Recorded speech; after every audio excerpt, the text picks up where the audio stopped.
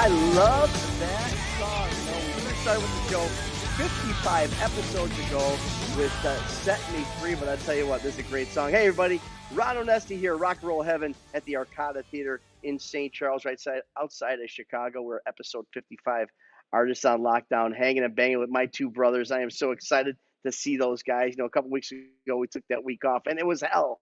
It was sure hell being out with those guys. And tonight, just like so many other shows, but tonight's gonna be really, really special because these are heroes of mine. These are the guys at the microphone. These are the guys that I look for as mentors and heroes. Our friends Don Jamieson and I'll tell you what, Don Jamieson, Jim Florentine. These two guys are part of a trio that everybody in rock and roll knows from that metal show. So we're gonna bring my brothers up to the microphone. Let's talk to my boy Vinny.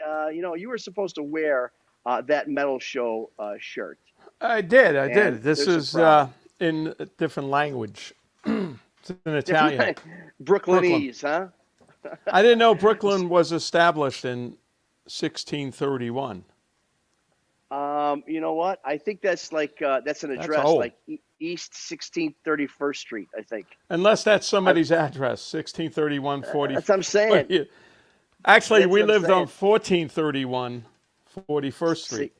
See? So that really has nothing to do with anything, but I'm going to go with that. I really am. That could be somebody's address. Joey Bachagalup or somebody. Joey Gabagool. Hey, that's Heidi. I know her. Hey, everybody. We got a tremendous amount of people on our chats. Everybody, make sure you like us. Make sure you share. Make sure you give us some comments here and some questions. We will ask our guest tonight. And I'm telling you, between what we've been doing the past few weeks with all these rock stars and what we're doing tonight with the guys on the side of the microphone side, on the guys that do all the interviewing, this is going to be very exciting. Let's bring our older brother. I say older because he's the one with the gray hair. So look at him. Oh, Cactus. Nice shirt there. Quick shirt change. Yeah. Where very quick. Oh, the freaking metal show.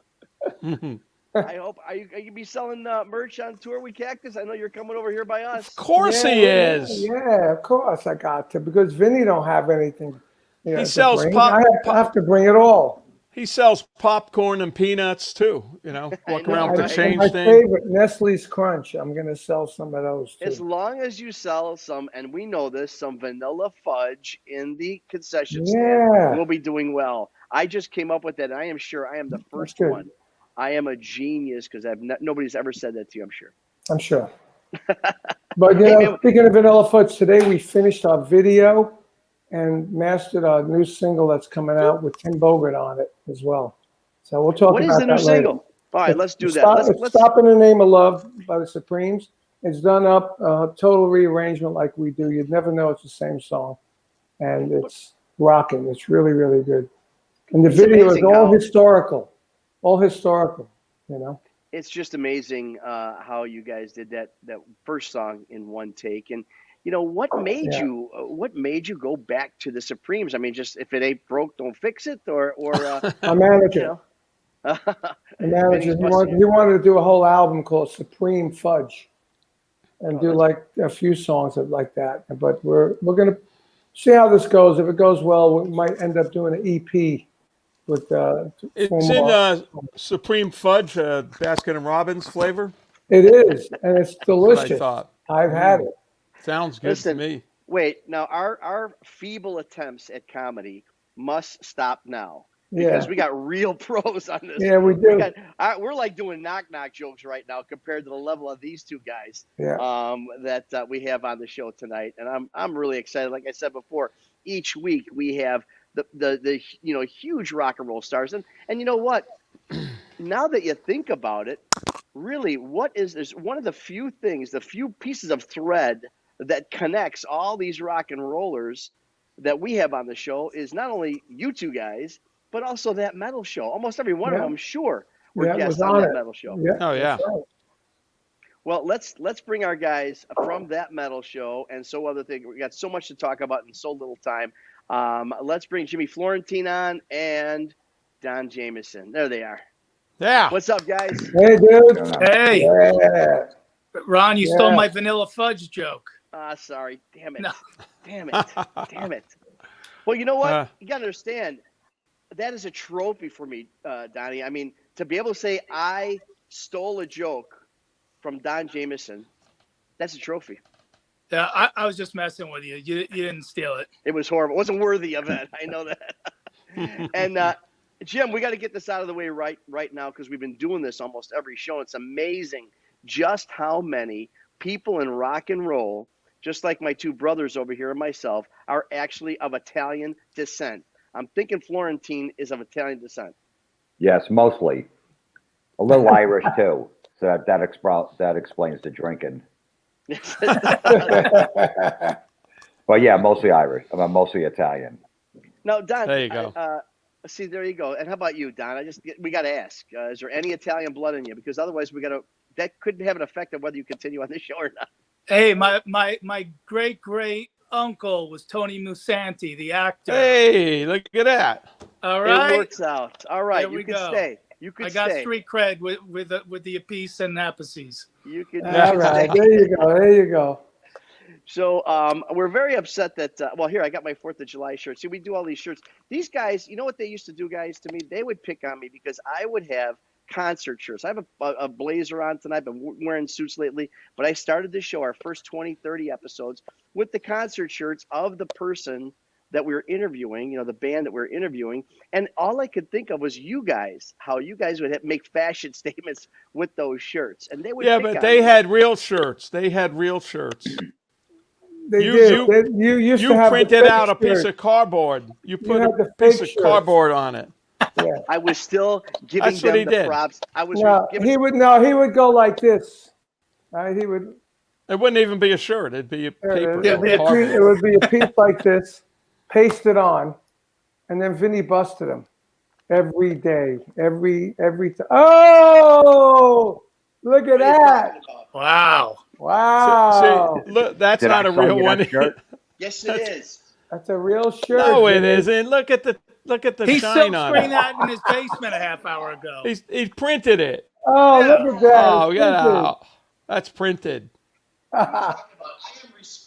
You should have done it, Vinny. Ron. That's a hologram shirt.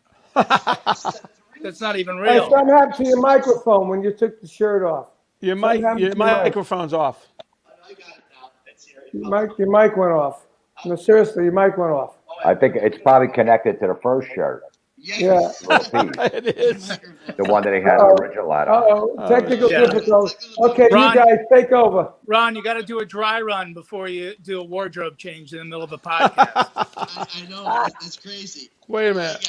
Well, here, while we're having fun with shirts, I didn't put it on, but oh, there you go. Nice.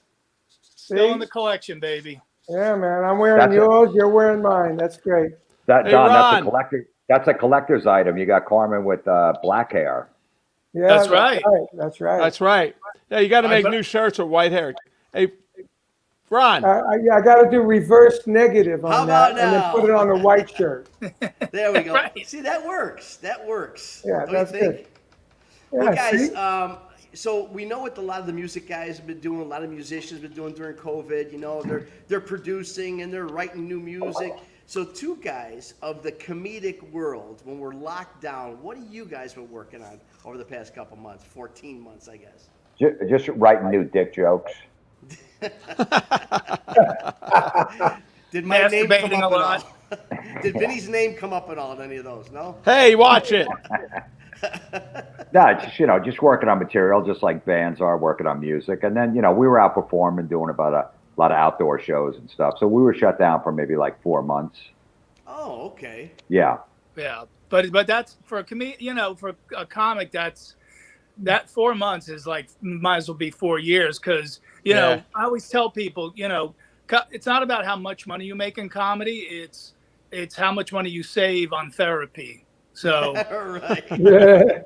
Because my parents realize I'm a very angry guy when I don't get to get on stage, and because when we scream at the audience for 45 minutes or an hour, and then we're like, all right, we're good now. I don't need to see somebody. You guys work together? You guys work together a lot? Yeah, we try to do shows together, not at the same time, obviously, but yeah, we work as much as we can doing shows together. So, like, who opens up for who? It depends, what kind of show, because sometimes we'll tour with Eddie too. Eddie will go up there and tell some funny rock stories and stuff. So we'll do a whole. Wow. Yes, all three of us will go on at separate or whatever. So it all depends. Yeah, we had Eddie on our show a few months ago. We had Eddie on, and yeah, it wasn't very funny. Was it a 4-hour show? No, but we did stump the trunk, and I think we stumped him, didn't he? Yeah, big time. I was very disappointed in his level of intellectual contribution to the show. Hey, I got to say something to Vinny. I got to say something to Vinny real quick. So, Vinny, I'm a little kid. I just moved down to Florida, and my older brother takes me to see Sabbath. And I get there, and this is before the internet, and Ronnie's in the band, and the band comes on, and I look behind the drums. I go, "That's not fucking Bill Ward. Who the fuck is that?" And it was you. I think it was your third date you ever played with Sabbath in Miami, like Miami High Life or something like that. Oh wow! What? 1980, right? 1980. Yeah. Yeah. Yeah. That was nerve-wracking. Right, Bill left the band in like mid-August or something like that, and you had like a week to join the band, and basically that was it. Bill left the band in August when they were scheduled to play McNichols Arena in Denver, which is not there anymore. He just didn't show up, and they freaked out and went back to L.A. I got a call, and we had 4 days to rehearse. And the first day was rehearsal for an hour or two. Then they were so happy they found a drummer. They went to the pub. And I'm sitting there going, I got to learn all these songs. Holy shit. That's all they all do that, the English bands. Yeah. I stayed in the pub behind and learned the songs with the keyboard player, Jeff Nichols. Then the second day was more rehearsal and then the pub. Then they started getting nervous. And by the fourth day, I heard Tony was very nervous because they never played with another drummer at that point. Their whole career, their whole life, they played with Bill Ward. So not only are we playing with another drummer, we're going. It's a 30,000-seater arena in Hawaii. Was the first show, so it was pretty nerve-wracking. Yeah, and they don't have pubs in Hawaii. Yeah, and they went to the pub. Yeah, and no one knew when you were in the band because there wasn't an announcement, there wasn't a press release. Maybe a magazine a month later that came out. Well, because they didn't really have a name then. He just, that was like the first big thing he did. I mean, Rick Derringer thing was big, but this was like bigger. But it was so quick. There was no time to put anything out really, too. So I think they announced it. You couldn't put it out on Twitter back then. No, I think it was on the TV Guide announced it. Remember the TV Guide? Oh yeah. You were there right on next to you're on the cover right there with a caricature. No, I'm next to that thing in the back where you could draw this thing. And you have a career in being an artist. An artist. Yeah. It was a picture of Carmen. I used to draw and go, hey, I'm pretty good. Maybe I should be doing that. He drew that. He drew that logo for me on the shirt. That's pretty cool. You believe that? You believe that? No. I'll tell you another one. Yeah. Right. Okay. You guys are, obviously tremendous comics, television stars, all that kind of stuff, But I think you are underrated as patriots, as American icons and heroes, true heroes. That's right. You've been working out, Donnie, I could see. You are true heroes if for no other reason for the way that you have terrorized telemarketers. I think that is an unsung hero thing that we all want to do, and you actually do it. You're heroes. Well, we found something that everyone hates, and everyone always hated telemarketers when they would call a house. So, we figured no one would think that we're mean to them if we're messing with them. So it's a good niche. I just had that today. It came up on my phone. It said spam, and I said, spam risk, it said on my phone. I said, you know what? I'm going to answer this. I answered. I go, yes. Can I help you? And they go, hello, you're on a recorded line. I said, I am? Good. Oh, good. So then you can listen to this over and over. Stop calling me. Who the hell? What the fuck do you want already? Yeah, that was me calling. Tell him to call me. And then I hung up, and it rang again. Yeah, I tried to call back. Number. You call back. I did it twice to them today, and I hung up on them. I just yelled at them. I got my satisfaction. I like when they go, can I speak to Mr. Peace Apache? They can never get anyway. I go, I'm sorry, he's not here right now. You know, you pretend you're somebody else. He'll be back later. I do one of two things. I'm a hard of hearing senior citizen. I really have fun with them that. Louder, so they got him screaming on the phone, number one. Or number two, I am usually the son of Ron Onesti, who is distraught because my father, Ron Onesti, just got killed by a train. And I'm going through this. It happened an hour ago, and I start crying, and they start consoling. So that's my way of doing it. Oh, that's good. There you go. We might have to bring you on board for the next album, Ron. Hey man, I have to do this stuff. I'm telling you. Oh, that's good. Next time they go, is this Carmine Apiece? I go, no, this is Vinny. Can I help you? Yeah. Here's his number too. There's that one on your site, with many of on your site, but I think it's got to be you, Jim, on the phone, and Donnie, you come in as a phone repair guy. Yeah. You guys got to see this one. We should have freaking queued this one up. So Jim's on the phone with some telemarketer, and all of a sudden in the middle, Don comes on and says, "This is the phone company. We're working on your line. Sorry to disturb you." And we're like, and then he hangs up, and the guy's like, "That's really weird that they would cut in the line." So he starts talking his telemarketing shtick, and then now Don, as the telephone repair guy, keeps chiming in on getting them better deals and stuff. It's a great bit, man. What'd you do? You had Don on an extension? Yeah, we had two different phone lines, so he's listening the whole time. And then he would just interrupt, go, "Yeah, sorry, I'm still working on a pole outside. I heard that deal he was going to be, I can get you a better mortgage."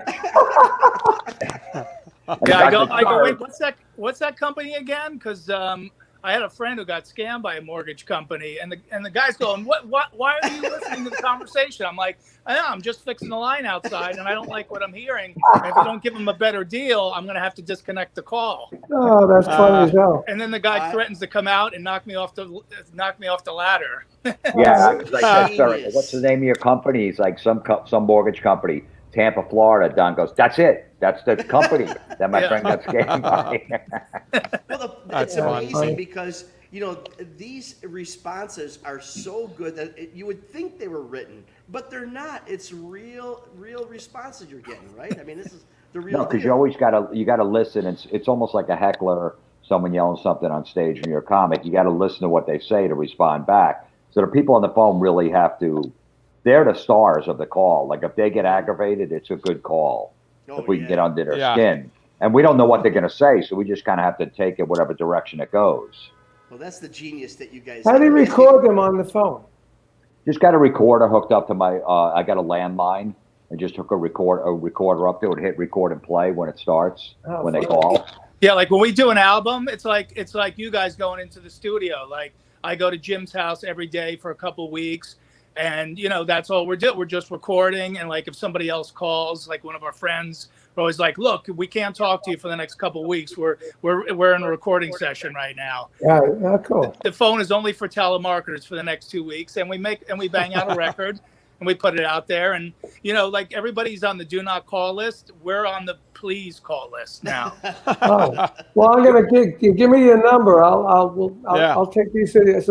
Oh, no, you don't want to talk to me. You want to talk to this guy. Yeah. Where's his number? That's what happened. I had a friend that had a business in the area. So I said, "Hey, if any telemarketers call your business today, give them my number. Say, oh, he's here at this number." So the guy calls, and I wound up getting a fight with him over the phone. The guy said, "I'm going to come." He had the address. He goes, "I'm going to come down there and beat the shit out of you." I go, "Okay, show up. I'll be here." And I had to call my friend at his business. I go, "Look, some guy's going to come down there." He's like, he's freaking out. I was like, "I don't need this at my business." And I'm like, "Sorry, we got in an argument." He threatened me. So I said, "Come down." So there might be a guy coming down with a pipe to beat you up. So you literally, so Don, that's how it's done. You go by Jimmy's house. You guys do this thing. Where do you get the numbers from? Is this just like a random? I mean, do you have like, who are you calling? No, they're calling us. They're all incoming calls. It's all telemarketers calling the home number. So you literally Is that a phone Yeah. number just for that? Is that a phone number just for the? It's my house number. It rings It is? constantly. Oh Yeah. Oh shit! Whoa. I mean, so he can go, so Don can go over there and you just guys sit there and wait for the phone to ring? Yeah. Sometimes it would guys get, are you like get two- like you one guys are call, like- one phone call in 12 hours. We're like, You what? guys are like Oh, fish okay, in the okay, bar. well, Like that you're could- sitting that Oh could- my God. You're sitting there with a hole in the ice. You're in some tent waiting for the fish to bite. Oh, here's Yeah. another one. Jimmy, like- here he comes. Wake up, Yeah, it's wake like, up. let's go over. The Hey. phone's ringing. Hey, Don, you want to get some pizza? Okay, let's get some pizza. And then it's like, oh man, we've been here all night. Should we get some breakfast? I wish somebody would call. No, we That's do. amazing. I We're thought for sure you're like calling until somebody bites, but no, you're waiting for the phone. I can give you some numbers. Yeah. Well, the thing is, we're not, like, my house number is not on the do not call list. So I'll get more calls because most people signed up for that. So there's only so many numbers they could call. Ah. Wow. And the same company keeps calling back over. So if I talked to them once, they must mark it down that there's a live person at that house who's going to pick up and talk to you. So they'll call back once a week, which is great. And you'll Right, get somebody new and from the company. Yeah, the telemarketer turnover is so much. Like 2 weeks later, the same people call back and they'll go, "Yeah, I'm just looking at the notes in the computer here. The last person who called said there was some kind of trouble on the line." I'm like, "No, we don't know anything about that." Well, it's funny because go ahead, Vinny. Go ahead. No, I get calls. It's the same area code and the same first three numbers of my number. Yeah. Different You're on a the list last for four. sure. Yeah. And every there's time I like see an that, app. I know. Then there's Yeah. like a Google thing you can research or whatever and get. That's how the telemarketers do it. They'll get your area code and a number right next to yours, so you think it's one of your neighbors calling. Yeah. Yeah. And they're really calling from California or Louisiana or whatever like that. So that's how they do it. Yeah, I see that, So and I you go, guys- "That's okay." I'm not going to answer that one now. You guys obviously took this another level with Crank Yankers and another one that's just another great show. But let me ask you guys, have your guys' cranks ever been yanked? Have your own cranks ever been yanked? That's a little personal, Ron. I know. My palms are getting sweaty just asking you that. I just cranked one out about 20 minutes ago, if that helps. Oh, you're killing No, me. not really, because like I said, our stuff. Well, yeah, I mean the crank anchor stuff is out there, but no, we never got it back. We're pretty good when we know someone's messing with us. Did you guys like the Jerky Boys? Yeah. Oh, yeah. Oh, sure. Yeah. I know Jamal, one of those guys, is a friend of mine still, and he, when I met him, I was like, man, I love you guys' stuff. I forgot the skits now, but they were pretty awesome. But I went on TikTok the other day because I heard Vinny was on TikTok, and I wanted to see what it was all about. Me? You're on TikTok. What? Yeah, you were making a dance video on there, I think. Yeah, you were. You were dancing with your boobs out. Those purple tights, purple's your Was that- color, bro. After But anyway, Dancing with the Stars. as you're scamming through it all, this one guy says, "You're tired of those calls with those spam, risk calls?" I said, "They said this is how you fix it." And they told me a way on the iPhone to fix it. That there's something on the iPhone that's supposed to filter that out. So I did it, and I said, Got "Oh, no this calls. is good." A couple hours, no calls. Then, man, I got like 4 in a row. So I said, "Well, that don't work." Yeah. That That's why probably you need a set you baseball up. bat. Yeah, they probably set me up for it. Yeah, probably from set the you up iPhone. for Obviously, you guys are writing material all the time for your own shows, but I also know you guys do some writing for other people. Donnie, I know you wrote for Lisa Lampanelli, right? Oh, yeah, for a long time. The Queen of Mean. I got to ask you a question because I got to say, I know, man, and one of my favorite lines from her, and I'm trying to think, it was, I've had more black penises in me than the urinal at the Apollo Theater. that was one of my favorite lines. You didn't write that one, did you? No. Or is that just true? Is that just fact? It's more of a truthful statement than an actual joke, but it is funny. But I wrote a lot for her for like the roasts and stuff when she used to do all those celebrity roasts, and Yep. so I love doing that because you know, I could write the meanest stuff ever, and then I wouldn't get any of the blowback afterwards. You know? That's true. Like they roasted Gene Simmons on his show, and you know, Kiss is one of my favorite bands of all time. I wrote 25 pages of jokes about Gene Simmons, and then afterwards I met him, and he's like, "Hey, what do you do for a living?" I go, "Oh, I write. I'm a comedian. Nice to meet you." I didn't want to give it away. I didn't want him to hate me because I wrote such awful things about him. But yeah, that was a cool gig, man. That was a lot of fun. Gene Simmons is watching now, you know. Yeah. Better watch out. Actually, he's on the other line. Gene. Let's bring him in. Come on, Gene. He's got Jimmy's home phone number, so you better watch out. Hey, Mike. Ron. Yes. Turn up your mic. Turn up my mic. Okay. Hang on, let me do that. You know how to do that? Come on. I'm doing it right now. It's too right? far away. So, let me ask you guys. You know, actually, Jimmy, I want to ask you about your books because I mean, the titles are fabulous. Let's see, Chicks: A Man's Guide to Getting Some. Well, that was really not a book. It was like a little pamphlet I just put out with like 15 pages. But my other book that I put out, what's that? What's the key? I don't know. I wrote that a long time ago. Just be a dick, I guess. That's what gets chicks. Okay. Yeah, just be a dick. But the other book I put out is Everybody is Awful except you. That one's interesting. Yeah, and that's the title of my podcast. It's basically based on my podcast where I just rip on social media and people with their dumb posts they put up. Oh yeah.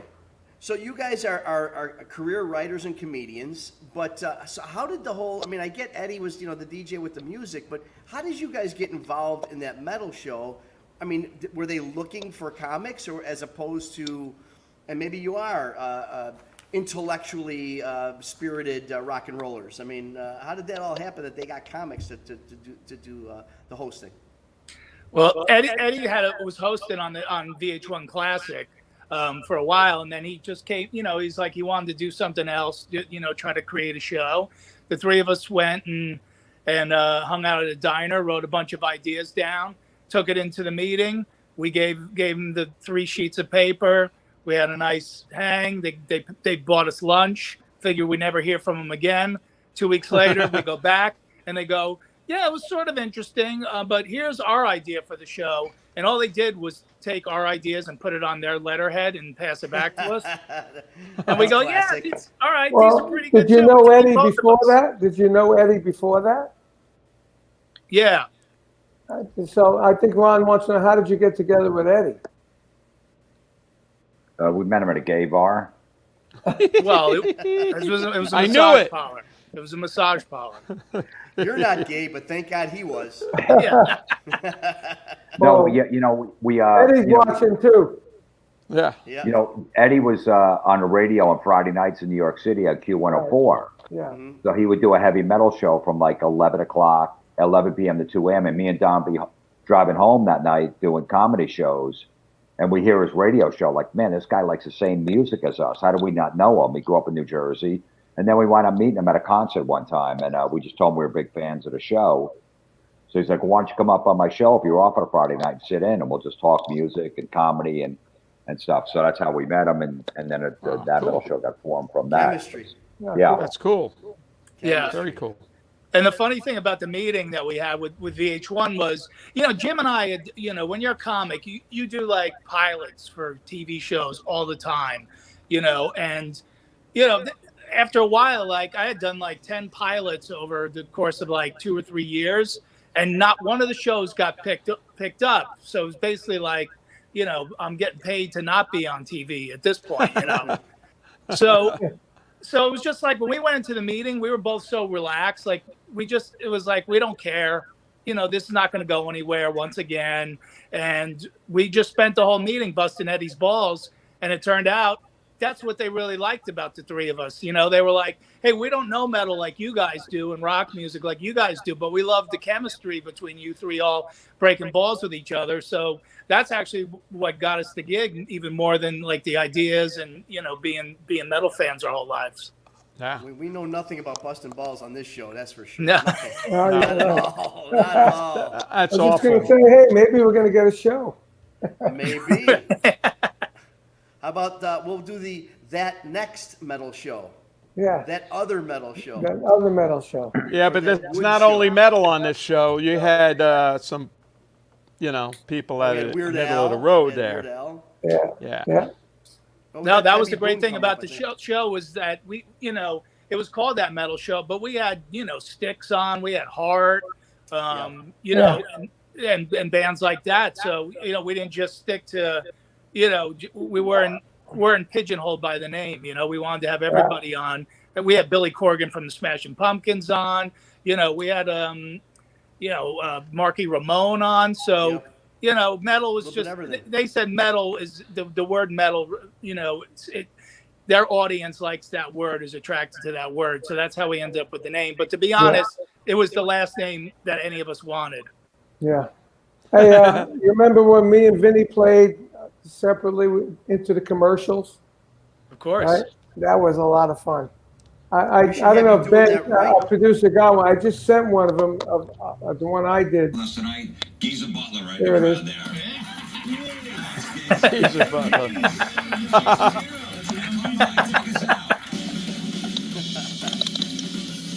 There he is.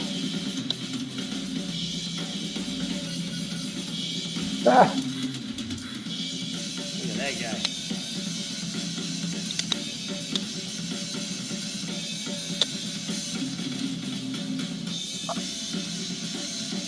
You look fierce in that face, Carm, when you drum. If they only knew what, look at that.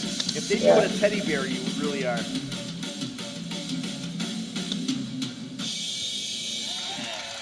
So this is perfect. This is perfect because we'll use that as a segue. We have a commercial to show. What's coming up next week? I think Vinny did it this week. Oh, no. That, Ben, as we have the intro. Hey, Vinny Appice here for Hangin' and Bangin'. And on July 8th, we have drumming legend Roger Earl from Foghat. I toured with Foghat in 1976 when I played with Rick Derringer. So it's great to have him on the show. And then we also have groupie extraordinaire Pamela DeBars from her book, I'm with the Band. Which band? All the bands? I don't know. But she'll be here too. So that'll be, she's got some great stories. So that's on July 8th, Hangin' and Bangin'. Take care.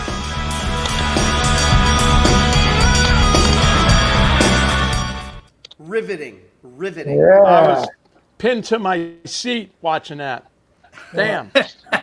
We need to submit that. I don't know if there's an Emmy thing. I don't know. We need to submit that to maybe the film festivals. Anyway. How you like groupie extraordinaires? Yeah. What are the questions going to be? Did either of you guys bang her? No. No, I never Pamela did. DeBar, no. What about Miss Connie? Well, that's something else. Nah, we have an exclusive. Everybody had a Miss Connie, I guess. Remember that site Metal Sludge where they did reviews? Yeah. Carmine's on all of those. Yeah. Well, I read Carmine's book. I mean, Will Chamberlain had nothing on you, my friends. That's right. So you guys, it's interesting because I hear, and Jim, I don't know that you were ever like a Boy Scout or anything, but you're probably one that like I don't want to say mean, but you're like a real tough guy. You ain't messing around. And I mean, I just get that from you. I don't get that whole, let's go bake cookies together kind of a guy that you are. I don't get that. Hey, that guy was going to come over with a pipe to his house. So yeah, come over. I'm really not a tough guy. I just don't. I haven't had a fight since sophomore year in high school. So none of that. I don't like stupid shit, basically. Well, that's the thing. So Meet the Creep. So that thing was it. Tell me how far. I guess it didn't go all the way or something, and it didn't because it was too mean. I mean, how did that whole thing happen? Well, it was a hidden camera series that me and Don did for Comedy Central.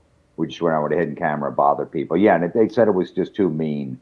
Ultimately, the feedback that we got. What would they have seen that says, no, wait a second? Because how are you crossing the line? I mean, how do they, Well, the problem was they wanted to be like Candid Camera, where we come out the end and go, hey, we're just messing with you, ha ha ha. All of our segments ended the same way. They fade to black, Silence. People wanted to kill you, right? Oh, yeah, yeah. Kill you, right? So we never did the reveal. We hate because we're like, well, every prank show, does the reveal at the end. We don't want to do that. We want people to go, oh my God, what happened? We've done a lot of crazy pranks. Like we did one where, should I tell them the one from Vegas? Yeah, let's hear one. Let's hear one. I think he should. Well, this one is kind of mean, but it's pretty funny. So Jim goes. We're in Vegas, and Jim goes on stage as a comedian in a wheelchair, and he's bombing, and the audience has no idea, that this is a setup. And so I start heckling him, and people start yelling at me like, "No, he's doing good," and they're going, "Come on, keep going," and Jim's telling these horrible jokes. So finally, I go, get off the stage, and Jim's like, "Look, if you think you could do better, why don't you come up here?" So I go up there. The whole crowd's like, "Oh no!" And I go up there and I just take him and I wheel him right off the stage. He's lying on the ground. People are calling security. Into the audience. Right, and then I launch into my act, and people are yelling at me to get off the stage. I'm like, that's pretty rude. Meanwhile, the wheelchair's upside down, the wheel's spinning. He's laying on the ground. Security's running in, and then it just fades to black. But yeah, because his opening line is he pushes me off the stage, and it's one of those high Vegas stages. It's not like a little stage. Yeah. So I go tumbling. The wheelchair's upside down. I'm laying on the floor. And there's people like horrified, and Don just grabs the mic. He goes, "So what about these penny slots here in Vegas?" So did you get hurt? Nice. No, because I had padding underneath. I told Don, I go, "I'm only doing this once." Right, yeah. So I had like elbow pads, all that stuff, and wrist pads. Well, I had a band when I was probably 17 years old. It was called the Zany Manhattans, and we used to do bits like that. So we had a sax player, right? So he would walk out the back door of the club, come into the front door, and in between he'd have some a cork that he lit on fire, and he put like all over his face, so it looked like he was a bum. He changed his clothes, it looked like he was a bum, and he had a sax. He had a sax case. He walks in, he's heckling, having a drink. He's heckling us, telling us, "You guys suck." And same thing. "Oh yeah, you can do any better? Come on up here." He comes up and he just kicks ass, and the whole audience is like, "What was that?" There was a funny bit. We used to Zany Manhattans. We used to come out and do the Sheik of Arabic. You remember that song? I'm the Sheik of Arabic. Wow. And we come out with these sheets on our head with little turbans things, And then our 250-pound guitar player would come out as Fatima, the chick, wearing like a two-piece outfit with his belly sticking out, and he'd run around and start teasing all the guys in the audience. And some of the guys really got pissed off, because this is a guy going over. Oh my God, it was so funny. And he almost got a few fights doing that. I gotta say. I never heard this. You did that? Yeah, we did that. Holy shit! I got a picture of that. You think he's proud of this? I never heard that. You never heard that? Let me see if I got a picture on my phone of us in the chic outfits. They were zany, Vinny. We were zany. Yeah, they were zany, I guess. Listen, any bit that you do to a Louis Prima song is out of control. It's crazy. That was Ronnie's idol, Louis Prima. Really? Yeah. Loved Louis Prima. All kidding aside, that says a lot about Ronnie. It really, really does. Louis played the trumpet. Ronnie played the trumpet. I think that's the band. I think I showed you that last week. That's the three beats. The three beats. And then we added the sax guy, and it was the Zany Manhattans. The Zany Manhattans. I have a picture somewhere, but not on my phone. Yeah, that's not even on your Wikipedia page, probably. No. I just put that on my Facebook today, a few days ago. And people are like, "Oh my God. Who are those three guys up there? Look at that." It looks like is that a high school picture? Yeah, those guys. You're not even Look, you're not even shaving. Yeah. Yeah. Look at that. Oh my gosh. Man, it's good with the shirts. Man, did we too. drop off? Look at the shirts. Are those real, or did you put sticker? No, those look like real. What? My breast? So you got this great show going on. You got all the people of rock and roll on there. Now, did it? How recorded or live? In other words, did you ever get somebody on there who was like awkward? Was it Axl? Was it any of these other guys that were kind of awkward? Yeah, I remember. I remember specifically one person that was like a pain and just weird and it was awkward. It was Carmine. Yep. That's what I heard. Going to commercial. We weren't going to commercial, but he kept on doing it. Did he have a chic outfit on when they came out? No, that would have helped. He was zany. Outfit. Yeah. I was zany. No, I don't think, for me, I didn't feel any of that with any of the guests. Eddie's known everybody for 30 years. Yeah. So he had a relationship with most of the artists, so they were all respectful and everything. And it was a fun show to be on. And, as part of a hard rock and metal show, there wasn't too many places to promote on TV besides our show. Like, they weren't, most of the bands weren't getting on the Tonight Show if they had a new album coming out. So between Eddie's relationship and that stuff, everyone was nice. And I think guys are all older now. So I guess in their 20s, there probably would have been some dicks. Yeah. Which I don't blame because we were dicks in our 20s too. But, everybody came on. They were really nice. I don't know, Don, did you feel any tension between any of the guests? I think no. I mean, the only guy we ever mention when people ask us about it is Marilyn Manson because he rolled in 11 in the morning with a bottle of absinthe. He was hammered out of his mind already, and sometimes you don't know, like, is this just is a shtick, is this or whatever, So, but we knew it was we knew it was real absinthe because right before we were about to tape. The producer's like, hey, man, could you put the bottle to the side? We don't want to have that on camera. So Manson asked our PA, he's like, hey, could you go get me a cup so I can sip it during the show? And she comes back with a styrofoam coffee cup. He pours the absinthe into the cup and it disintegrates instantly.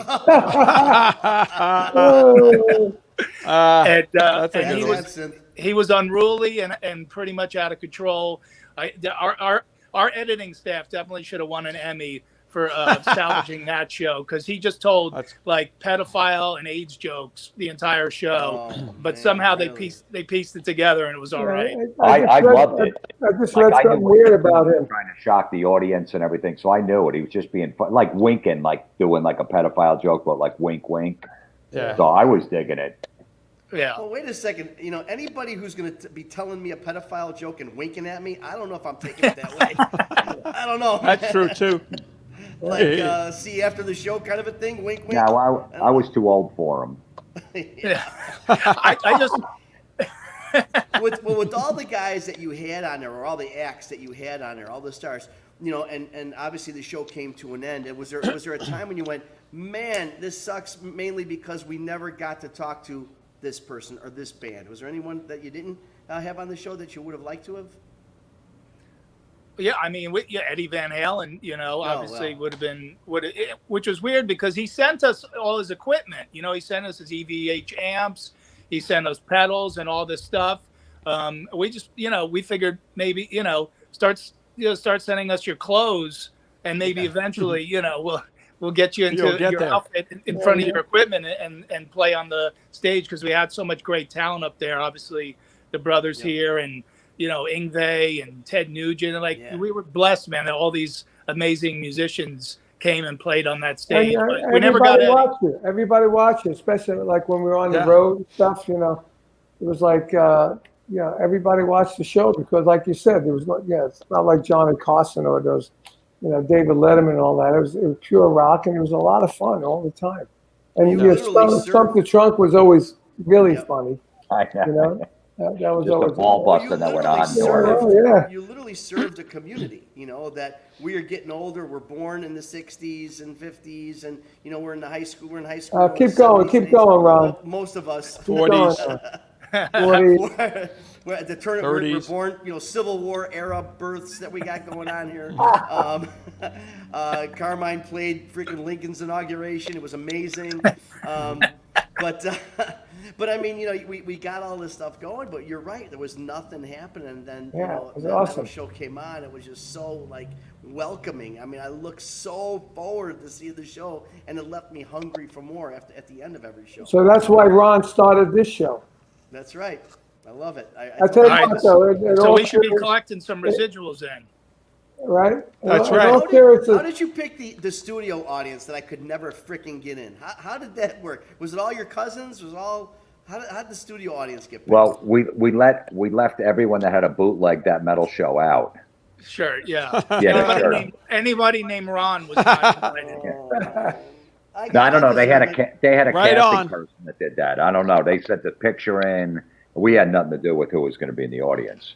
A lot of If we repeats, did, too. there'd be a lot more women. There was maybe like 2 women that came to our 130 episodes. Yeah, it was all dudes, and All every dudes. one of them Speaking of looked episodes, the same. Ron, they all look the same. I mean, speaking every of- one of them. Speaking of episodes, I saw in the beginning of this, it doesn't say number 55. It says season 2, number 3. Okay, all right. This is But our episode 3 of season most shows, the season is like 10 episodes, right? This was 52. So really, this is season 6. Well, you know what? At our next meeting, we'll cover that, Carm. Yeah. I don't know. I just want to let you know that because I appreciate that. I mean, I got to get spanked once in a while. Yeah. We're here talking with Don Jamieson, Jim Florentine from That Metal Show, but so many other things. What do you guys got coming up? Obviously, well, the one thing I do want to ask you, this whole thing, Monsters on the Mountain in October, you're doing, it's a reunion, which is really cool. You guys are hosting this big show. And where is that? It's in October, but more importantly, are you entertaining any other opportunities for reunions? What'd you have in mind? Hey man, right now, here, sign this right here. I will bring you to I own venues. That's my deal in this whole thing. And I will bring you guys to Chicago tonight, tomorrow, this weekend. Every Hey, you weekend, should. Be the house band. It's a beautiful venue. Well, Jim, have you ever played Ron's place? The No, Arcade? I don't think so. St. Charles, Illinois. great place. But And Jim, Great the place. best meatballs. We say this all the Nice. time. Yeah. I'm He making makes the meatballs man. himself. We I played do. at we played at Zany's out there in St. Charles, the comedy club, but Yep. we've not done the Arcade. But yeah, Jim and I we're always on the road together doing shows. Obviously things picked up a lot. I'm going out in the fall to actually, and Carmine and Vinny know this. I go out and actually open for rock bands on tour. So I'm going out with the Dead Daisies in September and October, and that's going to be an awesome tour. So I'm cool. busy through the summer all the way through the fall. Yeah, the Dead Nice. Daisies thing is one of the biggest tours that's going to be out there this year. We're excited about it. Are you guys getting together with Eddie beside this thing on the what was that Monster on the Mountain? Are you guys going to get together with Eddie at all? Any other reunion type things? Well, we see Eddie a lot. Eddie's got a vacation house down in the Jersey Shore in New Jersey, so we go down there and hang with him when we got weekends off. So we've been seeing a lot of each other. But yeah, we're doing this Monsters on the Mountain. It's in Tennessee somewhere outside of Knoxville. Mm-hmm. In is it September or October? October. Yeah, with It's the Monsters of Rock cruise, but on a mountain. I know. Oh, Cruising down a mountain. I don't know. yeah, we got it's Night Ranger, Vince Neil's solo band. Tesla. I'm not sure who else. Tesla. Yeah, it's a whole solid lineup. Yeah, it really, Winger. really is, man. It's freaking. Winger, Vince Neil's gonna sing. Well, he'll I be heard he there. could sing He's starting better. to he's starting to take that up. I heard he could sing better on the top of a mountain. It's an air pressure thing. There's more oxygen. in the I area. don't, look, I don't know. I've heard from singers that, and especially comics too, your first night on tour, your voice really isn't in shape yet. It's almost like a muscle like the gym. Oh yeah. Keep going more and more into the tour as far as the singers. So that was his first night doing a show in a long time. I don't know how much he rehearsed. So maybe if he did, 3 weeks of shows, it would have been better by day 4. Yeah, you warm up. I don't know. You guys Then know as more the tour- about that than I do. Like, Well, are it you goes guys on, hurting you more start to when you lose do your your voice first a little show, bit. doing like an hour and a half, 2 hour show early in the tour? Yeah. It's Oh same yeah. as drumming. Same like drumming. Even the drums, even everybody. you get experiences. used You're to not it. in that Your shape muscle yet. got, you got in, you Muscle get in memory. The groove. Yeah. Get in the groove. Well, you got to watch out too with the, all kidding aside, this mountain thing. I never realized it, but there's some of the guys in rock and roll, getting up there in a couple in years a little bit, that they literally can't play some of the gigs because it's too high and the pressure is too much. I mean, Chuck Negro. We did that. couldn't do it. We did that. Me and Vinny were supposed to go together down. You South didn't do America. shit. You didn't do Right. shit. I didn't go. I didn't go. He fucking. This is I how was it is, at the guys, every Miami week. airport, and my He doctor chickened got a out. date. Middle between these two guys. Wait a every minute. week. Wait a minute. He I chickened didn't know. out. I I did. went I to didn't La know. Paz, Bolivia, and 3 15,000 flights feet. there, 15,000 foot high, and he chickened out. And I'm there by myself, and I'm like, oh my, it's like a big headache as soon as you get off the plane. It was just insane. Carmine, you didn't have to walk up the mountain. You just had to play. No, he checked it out. That's okay. My doctor said, don't go for all your ailments at your age. I wouldn't go. So I said, okay, I'm not going. So, Vinny, you go for me. So I played with Zach Wilde and Blasco. We did 6 old Sabbath songs at 1 a.m, but it lasted for about an hour and 15 minutes. You know what? Zach solo was 45 minutes. Yeah. Yep. And we had to be in the lobby at 5 a.m. to go back get out. I opened for Zach a couple summers ago, and some friends came to see us in Kansas City, and they're like, "Oh, the babysitter's on the clock. How long is the encore going to be?" I go, "Well, they play War Pigs," and he's like, "Oh, that's about 8 minutes." I go, "It could be 8, it could be 18, it could be 80. I have no idea." I did a rock fantasy camp with him, so we're jamming, and he's soloing, and they're looking at me going, like the clock. Tell him to cut it. I'm looking at him laughing. I go, you tell him to cut it. I'm playing with him. You tell him to stop. In the old days, Zach used to look like an 80s rock guy, and now he looks like a biker that'll kill you. Yeah. So well, you don't want to tell him, hey, Zach, hurry up. I'll kill you. Right. Plus, he usually wears a kilt, so you don't want to get your ass kicked by a berserker in a skirt. I used to open the shows with the joke about Zach, where I'd say, when Zach joined Ozzy in '87, he was a beautiful blonde guy. He looked like a chick I took to the high school prom. Yeah. Now look at him. Now he looks like a guy that would abduct a chick from the high school prom. That's a great line. That's a good one. Good night, everybody. Thank you. I know. Thank you and good night. Put your go out like Jordan. But right there. On top. So how do you guys? I mean, I've always marveled on two people, songwriters and comedy writers. How they both are so similar with regards to cadence, with regards to timing, with regards to it's just got to make sense. How do you do, both you guys as comedy writers? I mean, is it literally a pen and paper next to the bed that you guys are just waking up at 3 a.m. and writing ideas down? What is your process here? Yeah, I mean, I just write for personal experience. Stuff happens, and then you write about it. You might exaggerate it a little bit, but that's where my comedy comes from. And if it's just an idea, now it's easier to just put it in your phone. Type it in your phone, put it in the voice memo, and then put it down right away. Don't think you'll get to it later, because that wording, the way you think about it in your head, might be the best. Good thing with songs, that's the way the joke should be. Mm-hmm. But what I really want to try to understand. Well, how about you, Don? What is your process? Yeah, I mean, when you first start out, you keep the notebook by the bed, but then you realize after waking up about 20 times and everything makes no sense whatsoever, you stop doing that. So I like to write stuff by hand. I don't like to put it in the phone. I'll scribble it on the back of a receipt or whatever, because it's more personal to me. Like, you know what I mean? Like, if I do it by hand, I'll remember it better. So I show up at the club with like a stack of like 50 cards, before I go on stage, and I'm like flipping through the index cards and looking at my notes, and that's the way I remember it. But some people don't write anything down. Some people do it a different way. That's just the way that works for me.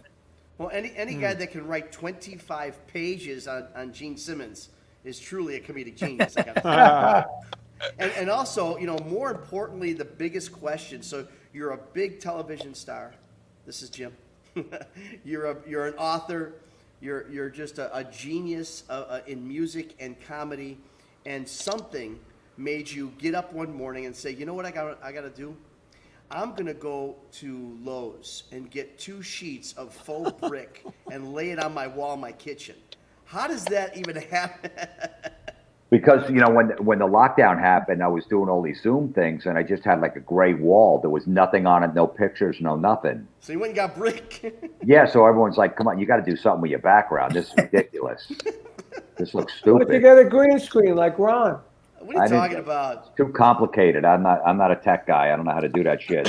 So I was at Lowe's one day just shopping, and I saw the brick. They sell like, a piece of like sheetrock. And I bought 2 of them. I put it on the top of my car. I drove home holding it. Oh yeah. I can pick this my next thing. I'm sure that's how You you could take off like an airplane. It was. Those things. I know. I went on the highway and it started going up, and I'm like holding it down. Oh man, it was cold out too. My hand was freezing. Oh, but I made it home. And I just Wouldn't it stuck have them been on the easy wall. to put some pictures on the wall? No, I don't want to do that. It's everybody's got the pictures. I got no good pictures. I hear a lot of guys like to stand in front of their gold and platinum albums. Yeah. Yeah. Pose, posers kind of thing. Yeah. Nah. Yeah.